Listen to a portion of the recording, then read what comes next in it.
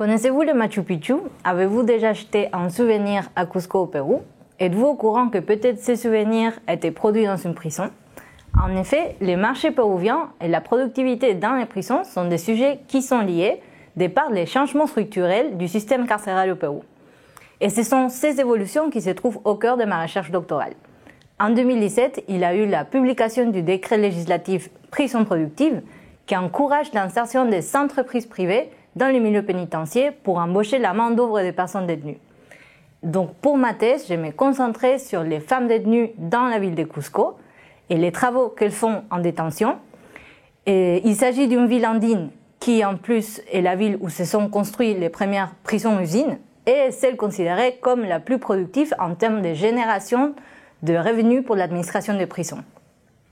La population détenue a travaillé depuis la création du système carcéral péruvien et à l'heure actuelle, les hommes et les femmes détenus payent 10% de leur salaire à l'administration des prisons, ce qui a permis par exemple l'autofinancement de la première prison-usine à Cusco.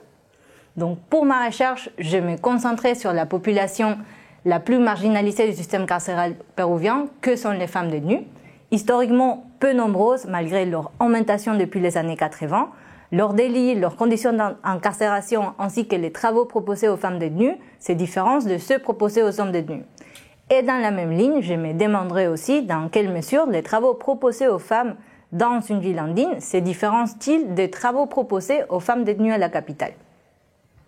Il existe aussi peu d'études sur la détention des femmes dans les villes andines et donc pour ma recherche, je me concentrais justement sur mettre en valeur tout ce qui se passe avec cette population assez marginalisée dans les centres de recherche. En même temps aussi, je mènerai une recherche tout en tenant en compte les passés coloniaux péruviens et son lien avec les systèmes carcérales. Donc pour toutes ces raisons, je me pose comme question de recherche comment les travaux des femmes détenues à Cusco dévoilent-ils la continuité coloniale et les tournants néolibéraux des prisons. Donc pour y répondre, je mènerai une recherche depuis l'histoire, la sociologie et les études de genre.